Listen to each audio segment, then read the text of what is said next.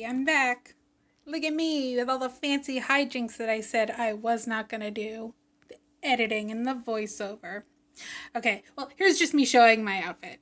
It's not much, but it's cute, and I love that shirt so much, and I love how sad and pathetic Ghostface is.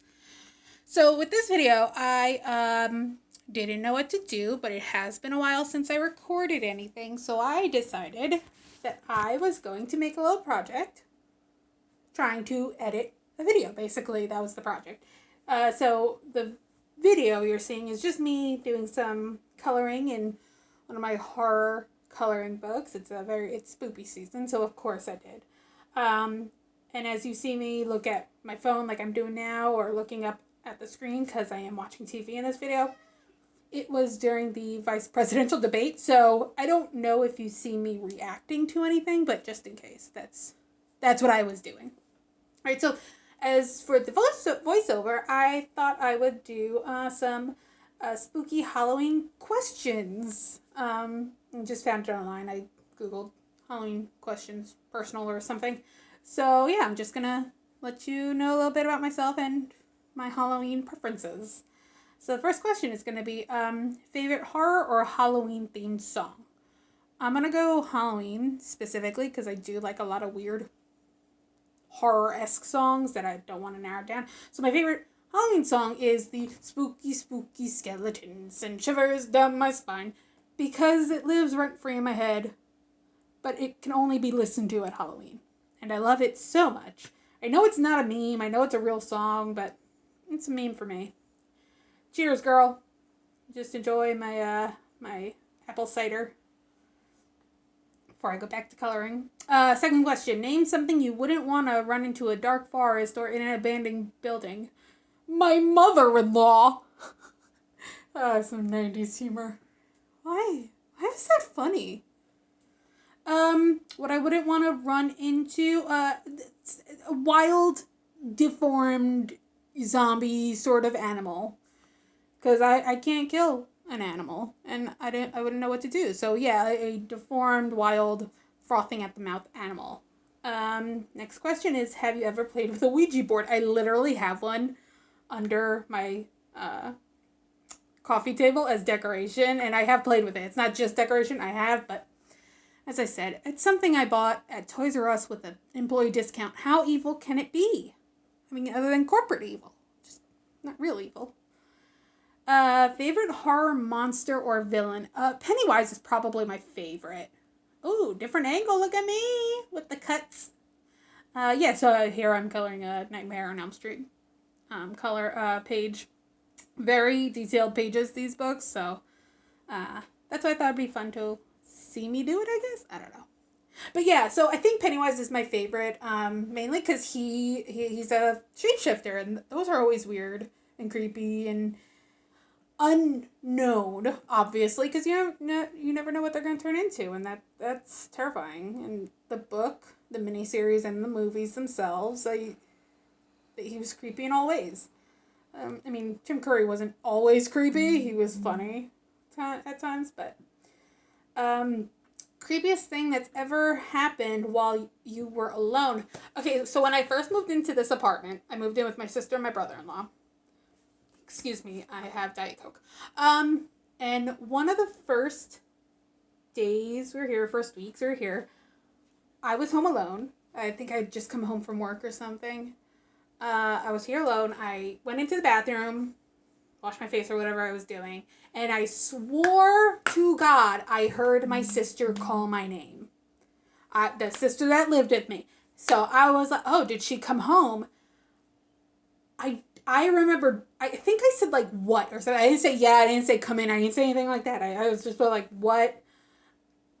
I came out of the bathroom and she was not here. But it was her voice. So I think I have a mimic. I'm still in this apartment, and there have been, like, little things here and there, but nothing ever, that was probably the most creepy. The second time was smelling cologne in this apartment. My brother-in-law never wore cologne. I don't wear cologne. My sister doesn't wear cologne. The people that lived here before us had not lived here for like 6 months. It was an empty apartment. So, quick break to watch me eat dinner and not feed my cat my dinner. Because she loves people food. So yeah, that was probably the creepiest thing that's ever happened while I was alone. If you were dared to spend a night in a haunted house, would you do it 100%? I want to live in a haunted house. I might live in a haunted house. My best friend's house is definitely haunted, and I dog sit and house sit for her. So 100%. Are you superstitious? I can be. Not like crazy, but I think it's not that I'm superstitious. I respect other people's superstitions. Like, I know it's like sports. People in sports, they have a lot of superstitions, and I back them up fully. I'm like, if that's what you need to do for your team to win, do it, girl, do it. Do you ever see figures in your peripheral vision? All the time. But I do shake this off because I wear glasses. So my peripheral vision does come with reflections. So 100% all the time, I don't think twice. Which urban legend scares you the most? I don't know, maybe put the dog in the oven to dry him. That's not even an urban legend. That just makes me sad. I'm thinking the literal movie Urban Legend. Thinking of the screams and songs being real is always creepy to me. Do you prefer gore or thrillers? Thrillers all the way. The gore porn years with like Saw and Hostel, those are not my favorite movies. Thrillers, I can never get enough of. I think they are amazing and really don't get enough credit as horrors as they should. Do you believe in multiple dimensions or worlds? 100%. I do believe in the multiverse theory. I think every decision we make branches off into other worlds. I call them my sliding doors moments. So, yeah, I do think they're out there. I think there's infinite number because every person has infinite decisions they make. So, yes, I 100% believe in them. Don't know if it's Halloween, though. Do you get scared easily? You know what? I don't know. Like, not with movies, but in life, I tend to scare myself. Like, with movies, I know it's all fake, but in, like, everyday life, I can talk myself into getting scared. Have you ever played Bloody Mary? Yeah, I'm sure. Especially after Urban Legends came out. I'm pretty sure I've done it. Nothing has ever happened. Do you believe in demons and the devil? So, yes. I don't know. I mean, like, I don't think they're walking the earth, but I've also, like, my last cat, he used to yell at me every time I opened in my last apartment, I opened the closet door, he would scream. So my automatic response was like, if there's a demon, you have to tell me there's a demon, and he would continue screaming, so there might have been a demon in there. But I don't know. I've moved out 5 years ago, and I'm fine. I don't know, like, the devil, here's the thing, I was raised Catholic, so I feel like I have to. You're home alone, but you hear footsteps in your house. What do? I say what? I am the dumb blonde bimbo in every horror movie that goes to investigate a noise. I do it. I literally do it and say out loud, this is why I won't survive a horror movie, because I am not a final girl. I do not give off final girl energy. Anyway, if I got trapped in a scary movie, which would you choose? I'd choose Scream, 100%, because, oh man, all their killers are so dumb in the end. I would probably like that vine, Red Robin, because he would definitely respond. Stu would have responded with yum. So, yeah, I do Scream. Also, you know, I love Sydney so much. If you could only wear one Halloween costume for the rest of your life, what would it be? Buffy. Every year, this is a fun little fact about me, every year, no matter what my costume is, it is : the Vampire Slayer. Because when I saw the season 2 Halloween episode of Buffy, when they all turned into their Halloween costumes, I said, that wherever it happened to me, I'm a Vampire Slayer no matter what I do, so I know how to fix this. So every costume, like last year I was Benoit Blanc from Knives Out. So I was Benoit Blanc, the Vampire Slayer. Last year I had 2 costumes. The other costume I was the Period Fairy. So it was the Period Fairy, the Vampire Slayer.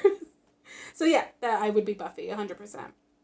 All 100%. Oh, I don't know if you get that. Would you ever go into a graveyard? Yeah, again, 100%. I don't know.